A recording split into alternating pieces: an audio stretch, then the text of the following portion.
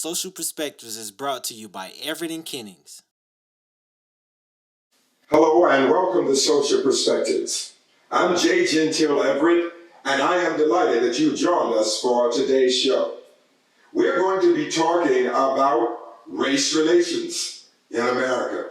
This great division does not seem to want to go away. We're going to shed light on it in hopes that one day we will find out that liberty is measured when everybody is free. Sometimes God interrupts the normal course of history and gives us leaders whose gifts and insights are used to transform a generation. We have the privilege of presenting such a leader. He is an accomplished jazz musician, best-selling author, entrepreneur, and beloved senior minister of Mill Branch Baptist Church, J.G. Everett Ministries. Our host, Dr. J. Gentile Everett. Why are all of these people still marching, some might ask? If you're being unfairly oppressed and marginalized, why not take up arms, load your weapons, and make your enemies pay for their injustices by waging war against them, like a violent mob seeking retribution? But when one does that, you become a mirrored image of the enemy inflicting pain on you. We march because of two reasons. Black America is demonstrating that they can take pain and remain myopic and vigilant to reach their desired goals.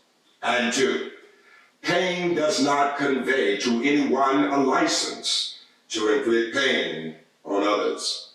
And in the end, someone must take the high road and dramatize that the march is about principle and not pigmentation.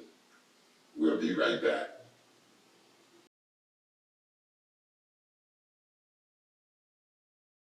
When your ministry is ready to expand and grow and you are in need of financing, before you go anywhere, give Everett and Kennings a call.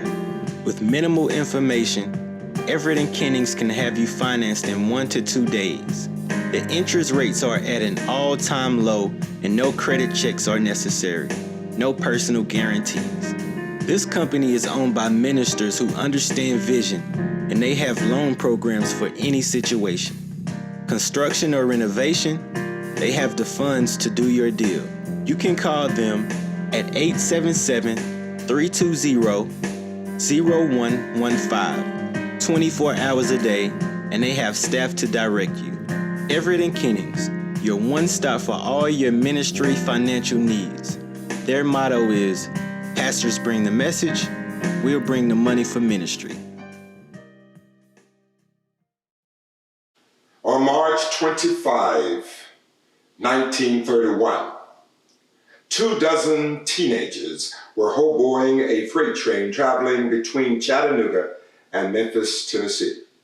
The hobos were of an equal mix of African Americans and Caucasians. A group of white teenage boys saw the 18-year-old Hayward Patterson on the train and attempted to push him off, claiming that this was a white man's train. A group of whites gathered rocks and attempted to force the black boys off the train. Patterson and the other black boys united and were able to ward off the white attackers. And ultimately, they threw the white boys off the train. The white boys then rushed into town and they told the sheriff that they had been assaulted by these 9 African American boys on the train. Insult would be added to injury because the sheriff met them at the next stop. And he also heard 2 white women who claimed that these 9 boys had raped them on the train. This was the beginning of a new level of humiliation and injustice being levied on young black boys. This was a landmark case. It was popular. It was run all over the world because these boys had been arrested with virtually no evidence at all. The medical examiner could not find any reason, any element, not one scintilla of evidence that would substantiate the claim made by the white girls. But they held on to their story. Ultimately, they had to go to trial. And in an all-white, all-male jury, they found 8 of the boys guilty. They had the 9th boy was only 13 years old. They gave him a new trial because he was a minor. But the other 8 had been convicted, and they all wanted them to be punished by death. And this is what started a brand new wave of awareness that we would have in race relations in America. You probably know that story. It's a horrible story because these boys had done no wrong, but yet they had been convicted simply because they were in Alabama. And when a white woman claimed that she had been raped by a black boy or man, evidence was not needed.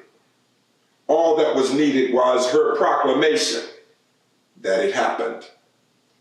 And just like a mob wanting blood, they hung around the jail wanting to take the law into their own hands to kill these 9 innocent black men. Here they were, going from place to place. They would be convicted here. Their attorneys would appeal it. They would be convicted again. They would appeal it again.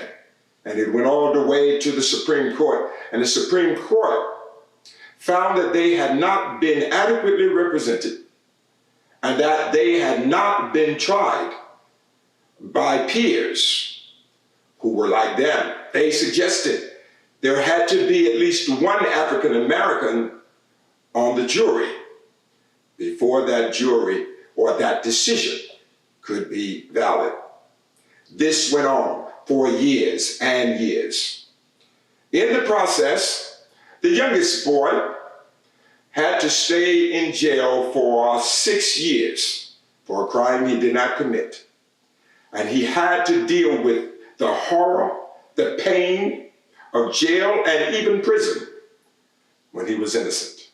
Finally, the charges were dropped. But what was interesting, one of the ladies came in the second round of the trials and admitted that she had lied, that no black boy had touched them in any way.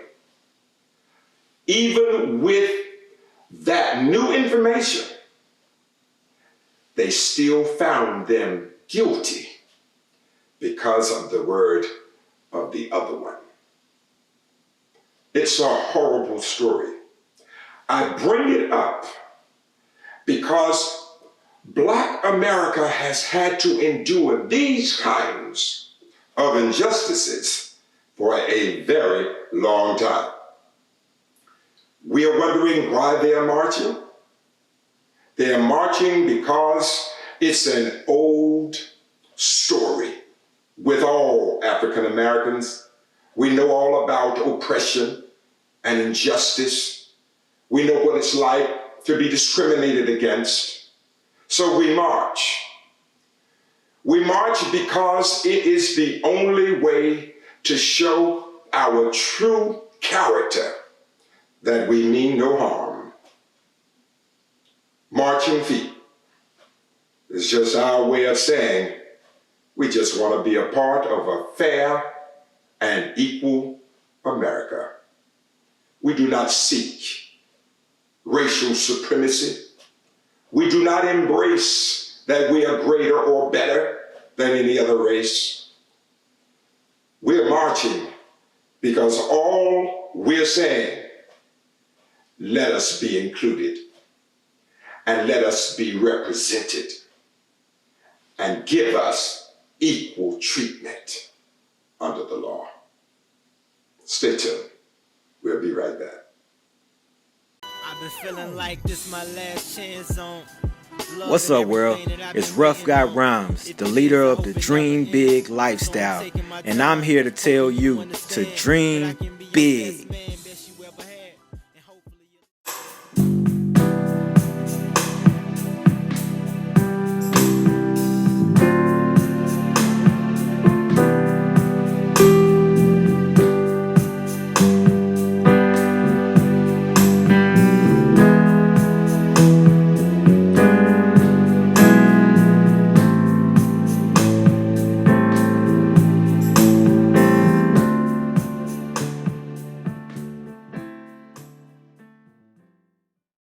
Welcome back to Social Perspectives.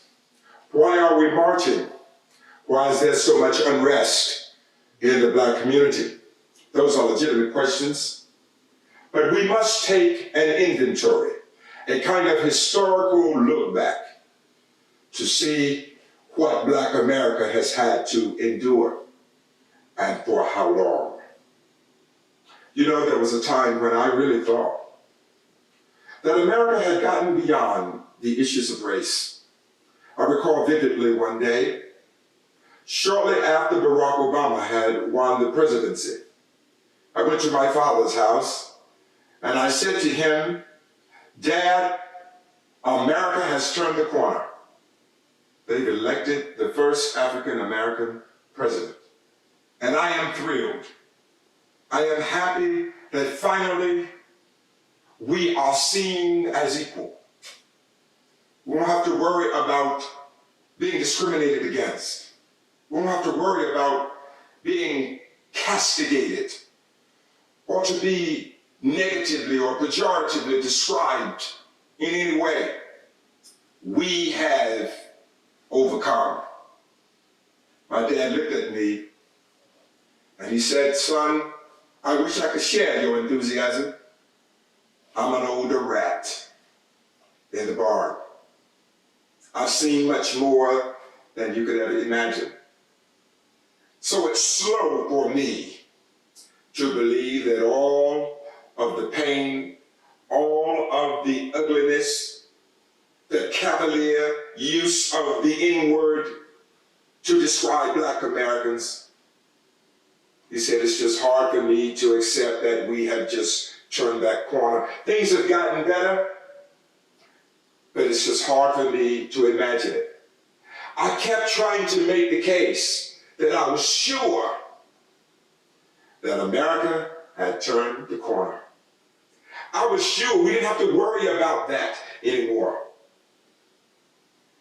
How wrong was I? And it breaks my heart to admit that not only was I wrong, I was way off. I didn't just miss the mark. I missed it by a mile. Because in 2012, you remember, Trayvon Martin was killed. A young Black boy. Not bothering anyone, he had to die. Breonna Taylor, this year, not bothering anyone, she had to die. And of course, we all know about George Floyd. He had to die for doing virtually nothing. It brought back those thoughts that, well, my dad must have been right. Maybe we have not come the distance that I thought. And then what breaks my heart probably the most, just a few days ago in Colorado, a young Black woman with her family at a salon wanting to just get their nails done. Somebody instructed the police that they were in a stolen car. But according to reports and according to live video that was taken, they didn't even wait to ask questions about whether or not the car was indeed stolen. These young black girls, 17, 14, 12, and a mother, they pull out their guns, they handcuff them, they place them on the ground and interrogating them, badgering them with their guns drawn and the guns close to their heads. Where are we? Can you feel where we are? Don't you see why we march? When you can't even go and get your nails done without being humiliated and attacked by law enforcement.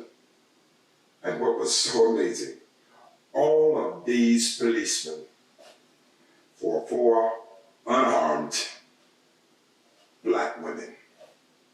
Where are we going? I do want to tell you this though. That's bad enough. But in 1994, I remember well, I was pastoring a church in Raleigh,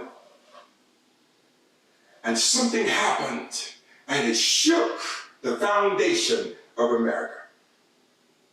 O.J. Simpson had been accused of probable murder.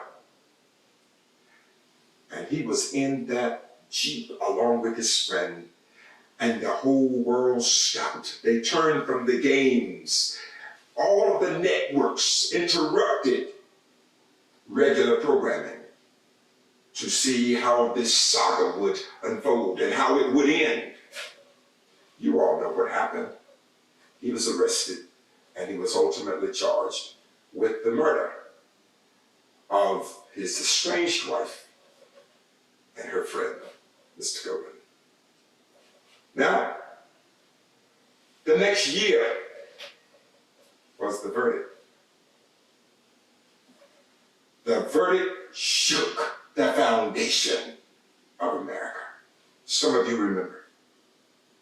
America again was standing in the Great Divide.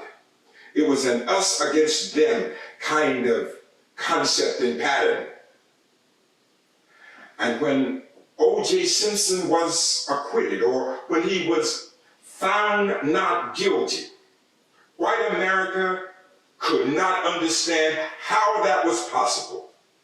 I'm not here to argue his guilt or innocence.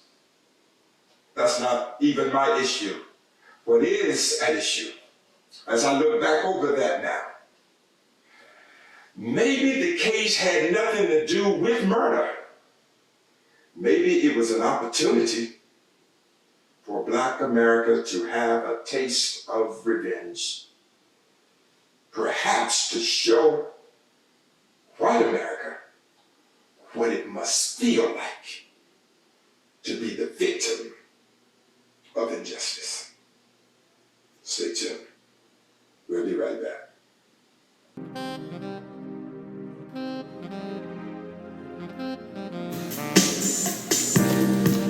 Thought I'd change the beat on this one and just see where it would take me. I love this tune. It's very melodic and legato, very soothing, and it's designed to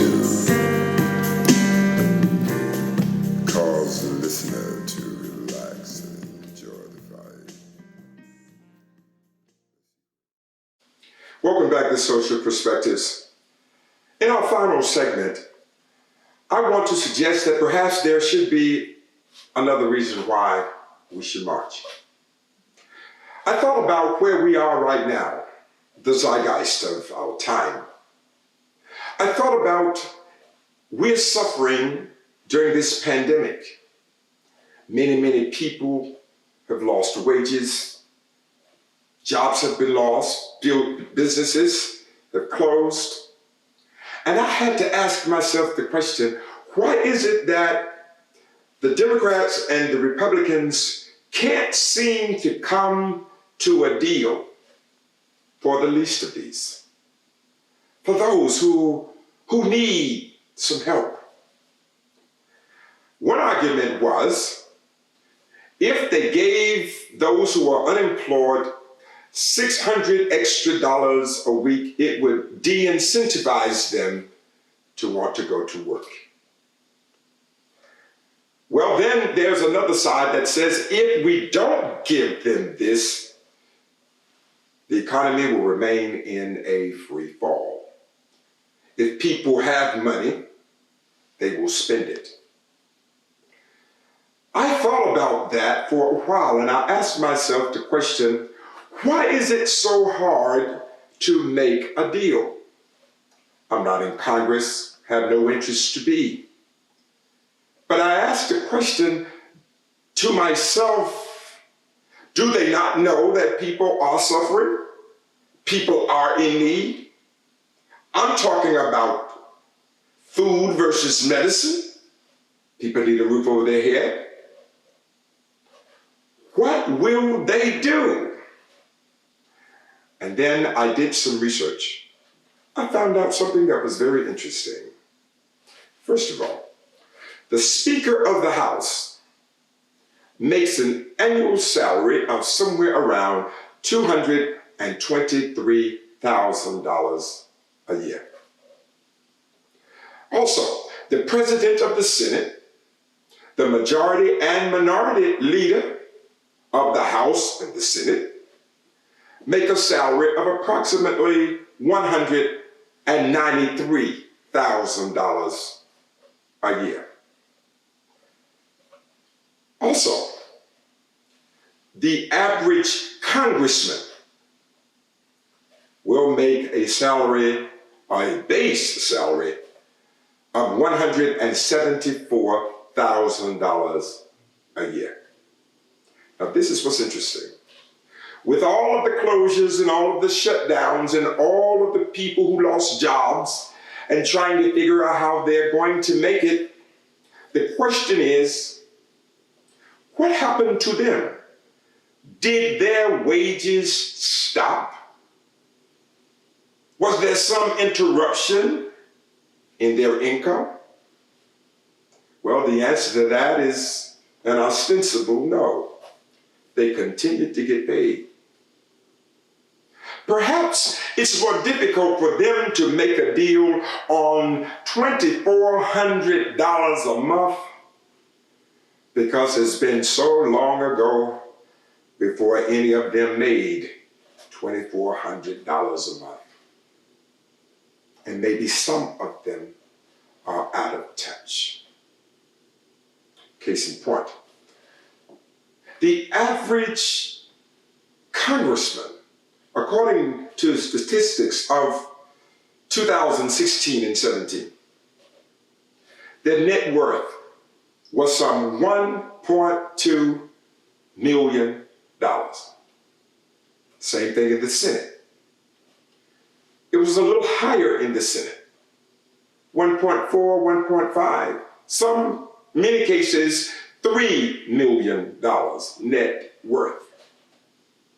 When you have millionaires trying to make decisions about money, and it involves people who are making minimum wage, it's just kind of hard for them to relate.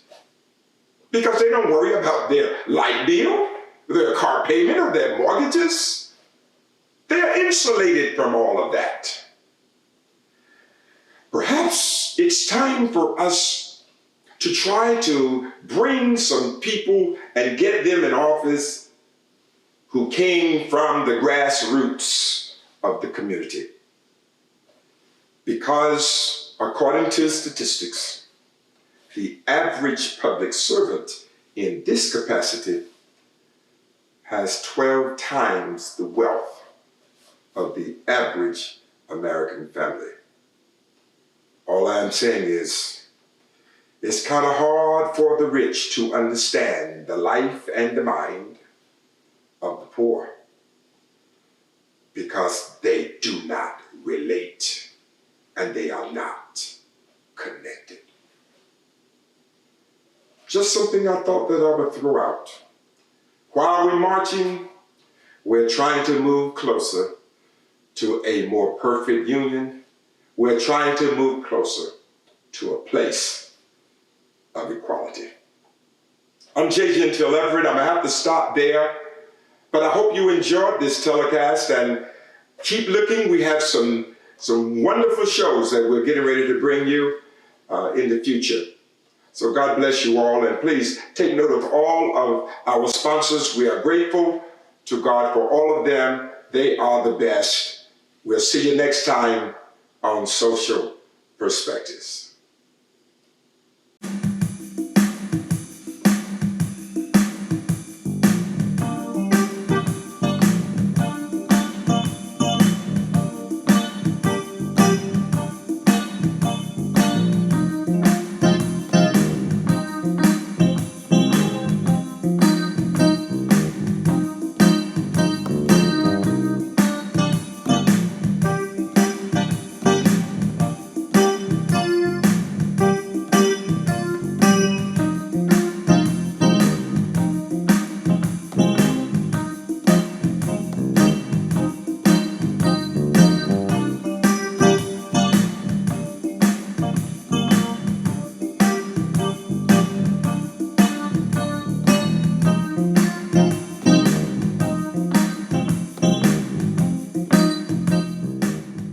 Alive Shoes proudly announces a new shoe line called the Gentile.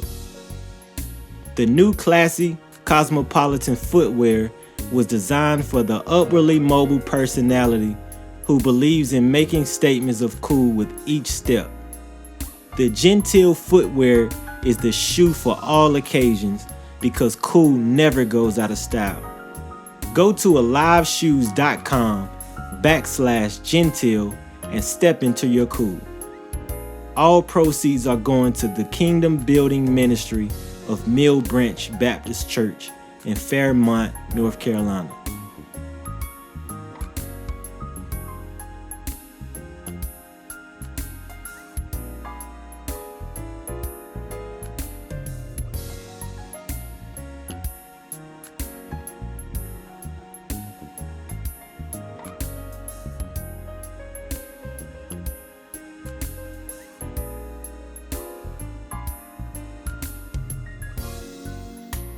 Carrying books, taken by your looks.